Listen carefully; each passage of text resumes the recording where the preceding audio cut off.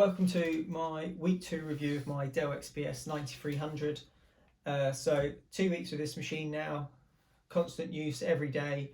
I'll let you know how I've got on with that, and also replying to a couple of your questions that you've commented on my videos. Just a little bit more detail on how I found things to give you guys the best idea of whether this is the right computer for you and whether you can live with some of the negatives and whether the positives are positive enough for you to spend the sort of money that this laptop costs. So just to kick it off with a couple of the comments under my videos. So first one being, how was my experience with Dell exchange and returns? It was pretty straightforward. Just called them up, said I've got a fault with my laptop, I need to return it. I still would like to buy the same laptop again, but this one's obviously faulty, so I'd just like a new one. And they emailed me a code for DHL to write on the box in a Sharpie pen sort of thing is what I did, which was the return code. And the guy came along a few days later. It was booked in for between 9 and 12 in the morning I chose, and he picked it up and took it away. Took about 5 to 7 working days after that for the money to appear in my bank account as a refund for that laptop, by which point I needed a laptop pretty desperately just to get on with work, so I couldn't wait until the refund came in, so I just bought it straight after I'd returned it basically. And that came 2 weeks later, the laptop did. So in regards to process, the exchange and refund and all of that, it's pretty straightforward, no issues, clear communication, and I had emails from them just to confirm the different bits and stages that were going on. So no problems there, pretty straightforward. Another one was, have I had any issues or it freezing up or driver issues or any other problems? So regards to issues, I did have one quite random weird issue that's only happened once in these 2 weeks since I've owned it. I was using it and I clicked off a YouTube video and I clicked onto a new one and there was no sound, and checked the sound button, the volume was up. Clicked off that YouTube, thought maybe there's an error of that video, clicked onto another YouTube, there was no sound of that video, so I closed all of YouTube and just opened up a separate film that I have on my downloaded onto my computer, and there was no sound working there. Looked at the settings at the bottom, it wasn't on mute, none of that. All the obvious places you'd look to check the sound, and thought it was just a bit odd. So I just closed the computer down, restarted it again, and then the sound was working again when I went back onto YouTube when I looked at the film I downloaded. So it was a weird glitch sort of moment, and that's the only issue that I've kind of had, which is played up sort of thing. Freezing hasn't happened. Movements with ghost movements on the mousing hasn't happened. I did touch on the fan noise, and there was a comment about asking if you can perhaps hear the fan noise. The fan has actually just started up 2 seconds ago when I was speaking.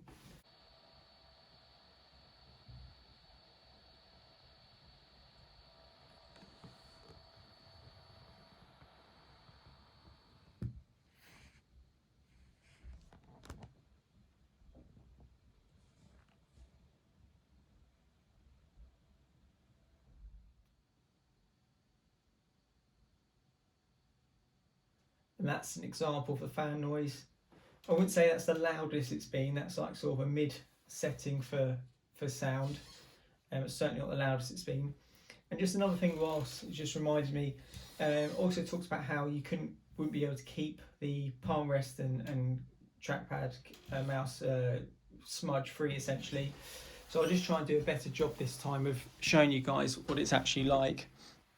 I'm not sure if you can see highlighted there where my greasy fingers have been, where it's slightly duller on the surface of the laptop here. That's essentially what it will look like all the time. You can clean it off, but it goes right back to that after a few minutes of use essentially. So it is a tricky one to keep clean if you're that way inclined when using your laptop. Just looking through some of the questions here. So I did have a question about saying when I held the laptop in my first video up vertically that the screen opens up sort of thing. Well, to be honest, because I've had two of them, I actually did them on both. So I think that's just a design thing, not just a one-off with this in particular computer. They did it with both of them. So I don't think I need to return it, and I don't think it's a one-off. I do think it's actually just how they're designed. So that's in response to your question, his Laker lover, great name. And just going on to some additional questions. So one question is about the webcam. I've used the webcam maybe half a dozen times for video calls, etc. for work. It does the job, it's good enough. It does what it needs to do. People can see you, you can see people's faces, they can see my face. It's all you need for what you're going to do with this machine, essentially for work purposes, in meetings, to gauge people's reactions and feedback through their expressions and body language, all of that. You can see it, there's no big issue. So for me, it's perfectly adequate. It's obviously not going to be as crisp as what the screen is now, being the level of video is at 720, I believe, but it more than adequately does the job for what the requirements would usually be, for what it would usually be used for. Someone said they might wait for a MacBook Pro 14. No problem there. Trying to hear the fan noise. Did try and just show you there. Hopefully it's come across in the video. And but yeah, the fan noise does spin up, especially if the room's warm, like I said in a previous video. But overall, it's livable. You can get on with it. It's not the end of the world. Not all laptops can have some sort of issue with them. They're not all going to be perfect. This just happens to be one of the perhaps negatives about this particular model. So also, how's the Thunderbolt 3 working on this Dell? Read some reviews that it doesn't work on external monitors. Well, as you can see here, it's working just fine. I use it in the left, I've used it in the right. Most of the time I have it in the left and I have my iPhone charging on the right. Haven't had any issues, work fine, comes on every time. So no issues to report there in the 2 weeks I've had this. So I've also had another one, taking the noise and heat into consideration, would I prefer to wait for a 15-inch version? Well, the answer is no. I needed the 13-inch due to its size, compact nature, ease for travelling. The 15-inch was never really an option for me. This honestly is just ideal to pick up, take out, carry about.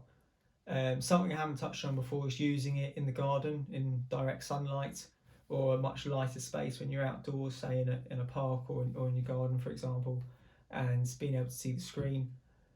It's surprisingly good, actually. You can't usually work outdoors in the sun and enjoy the sunshine outside, but this one has actually been quite good.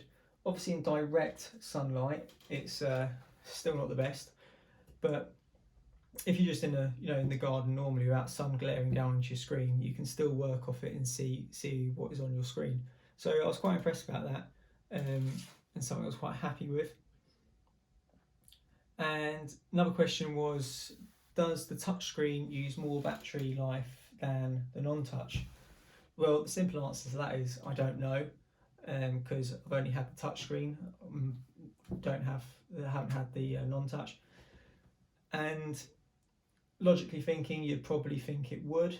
Have I noticed the battery life drain massively quickly because of the touchscreen aspects? I do use it in work and when I'm scrolling through news like this is on at the moment.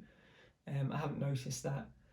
So it hasn't affected me in any great way. It hasn't affected how I view the battery life on this, which is still superb. Get a full day's work out of it. And just like any other electronic device like your phone, you just put it on charge in the evening, so it doesn't really run over until the next day for me. So that's replying to all your questions so far. Thanks for the comments and interacting with my videos. And also for those of you who have also subscribed, really appreciate it. I'd love to get to 1,000 subscribers because I'll be bringing you more tech related stuff along the lines of this in the not too distant future. So again, if you've got any further questions or any comments, anything you want to say, bit of abuse, whatever, do write it down in the comments and let us know, and I'll try answer it best I can for you guys in the future. Like I say, I'm just looking at the laptop to get on and use it. I'm not looking to set it up or play with the specification or tune it or change any settings. I'm looking at it as a consumer who just wants to get out of the box and use it for his work purpose without having to mess about a bit too much, and that is what my reviews are based on. So hopefully they help and help you decide whether you'd like to buy this or not. For me, it's been great, and no regrets so far. So until next time, I'll catch you soon.